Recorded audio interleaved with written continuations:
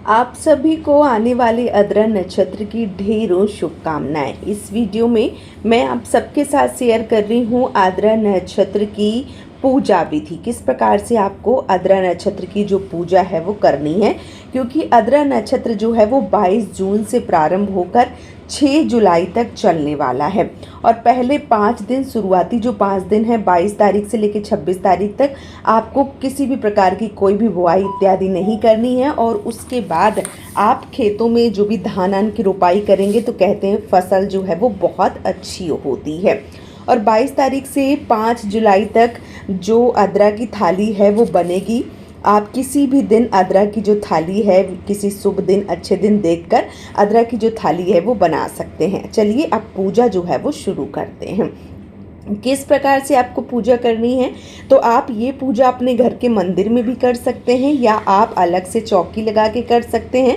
मैंने यहाँ पे एक चौकी लगाई है, उसमें हमने चावल का आसन दिया है और यहाँ पे हमने शिव परिवार जो है वो विराजमान कर लिया है। इस प्रकार की फ़ोटो जो है वो रख ली, जिसमें गणपति भगवान और भोलेनाथ जो हैं वो भी हैं। इसके साथ ही साथ आप शिवलिंग की पूजा कर सकते हैं और अलग से भी गणपति रख सकते हैं। फ़ोटो में गणपति हैं तो मैंने नहीं रखे हैं। यहाँ पे इंद्रदेव की भी पूजा होती है, तो आप सुपारी के इंद्रदेव जो हैं वो भी बना के पूजा कर सकते हैं। ठीक है, तो इस प्रकार से मैंने यहाँ पे ये फ़ोटो, तस्वीर और इंद्रदेव जो है वो विराजमान कर लिए हैं। क्योंकि वर्षा जो है वो बहुत अच्छी होती है, फसलें अच्छी होती हैं आद्रा नक्षत्र में, इसीलिए पूजा जो है वो की जाती है। तो आप इसके लिए पूजा जो है वो ज़रूर करें। यहाँ पे मैंने विराजमान सबको कर लिया है, तो आप इसी प्रकार से सबको विराजमान करके और पूजा जो है वो शुरू कर सकते हैं।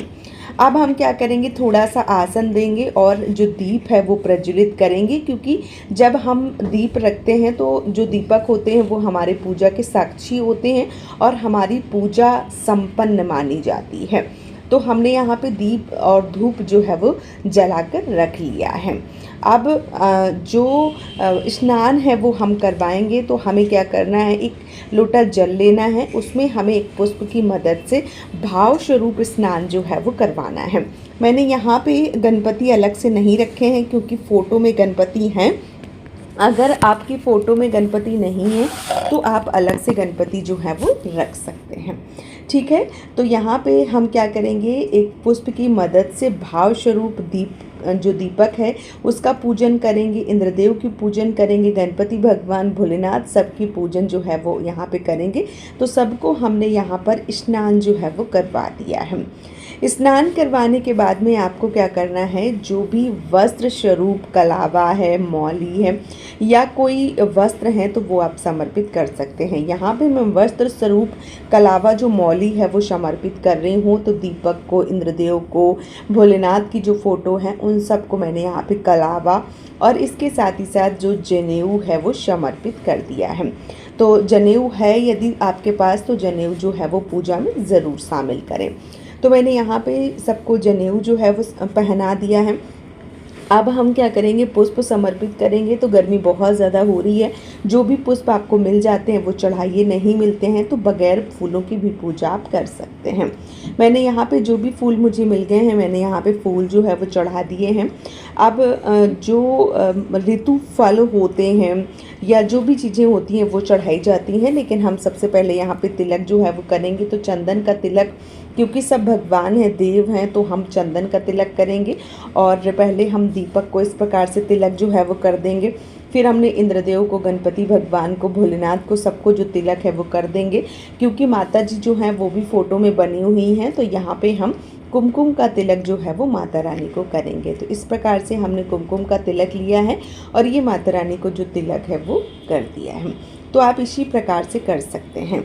फिर हम यहाँ पे अक्षत के रूप में थोड़े से चावल चढ़ाएंगे, क्योंकि धान की रोपाई बहुत अच्छी होती है आद्रा नक्षत्र में, तो चावल का पूजा में प्रयोग ज़्यादा किया जाता है। चावल की खीर बनती है और अक्षत के रूप में चावल जो है वो भी चढ़ाए जाते हैं।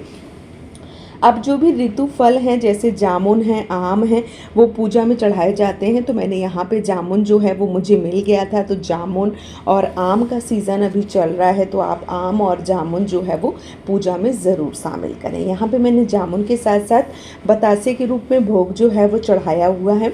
आप बतासे की जगह पे कोई मिठाई भी ले सकते हैं, यदि नहीं है तो कोई दिक्कत नहीं है। अदरक की जो थाली होती है उसमें मीठा, नमकीन, संपूर्ण भोग जो है वो बनता है, तो आप केवल उस थाली का भोग जो है वो भी लगा सकते हैं। ठीक है, तो इस प्रकार से मैंने यहाँ पे जो चीज़ें हैं वो रख दी हैं। अब हम क्या करेंगे, अब मेन जो है वो थाली होती है अदरक की थाली, इसमें दाल वाली पूड़ी, आम, आलू परवल की सब्जी और खीर जो है वो बनती है। और ये जो थाली है यही सबसे श्रेष्ठ होती है। तो ये जो थाली है इसका हम भोग लगा देंगे, 1 लोटा जल जो है वो भी रख देंगे और भगवान से हाथ जोड़ के प्रार्थना करेंगे कि हे प्रभु, भोग प्रसाद जो है वो स्वीकार करें। तो ये अदरक की थाली होती है, ये सबके यहाँ बनती है। कहते हैं इस थाली का भोग प्रसाद खाने से चिरंजीवी होते हैं और बहुत ही शुभ परिणाम मिलता है। ये किसानों के लिए बहुत ज़्यादा उत्तम माना जाता है। तो ये सबके घर में बनती है, खासकर झारखंड, यूपी और बिहार में। तो ये थाली जो है वो आपको ज़रूर बनानी है। मैंने कुछ दक्षिणा जो है वो भी पूजा में चढ़ा दिए हैं। दक्षिणा हमारी पूजा में रही जो भी कमियां होती हैं उनको पूरा करती है, इसलिए जो भी 10, 20, 50, 100 जो भी पैसे हैं वो पूजा में ज़रूर शामिल करें। तो इस प्रकार से दक्षिणा चढ़ाने के बाद में आपको अलग से भी कपूर से आरती कर सकते हैं, या ये जो दीपक हमने जलाया था इसी से बहुत ही प्रेम पूर्वक भगवान की हम आरती करेंगे, पूजा करेंगे और हाथ जोड़ के भगवान से प्रार्थना करेंगे हमारी किसी भी प्रकार की कोई भी पूजा में त्रुटि रह गई हो, कोई भी गलतियां हो तो हमें पूजा में माफ़ करें और हमारी जो पूजा है वो स्वीकार करें। इस प्रकार से हाथ जोड़ के भगवान से प्रार्थना जो है वो ज़रूर करेंगे। तो ये हमारी पूजा जो है वह संपन्न हो जाती है। ये जो भोग होता है ये घर के सभी सदस्य खाते हैं और ये प्रसाद की थाली होती है। और इसके साथ ही साथ आचमन जो है वो पूजा में बहुत ज़्यादा ज़रूरी होता है। तो हाथ में थोड़ा सा जल लेकर हम अपनी पूजा को वारते हैं। कुछ लोग आचमन जो है वो बोलते हैं, आपके यहाँ क्या बोला जाता है आप हमें नीचे कमेंट में ज़रूर बताइए।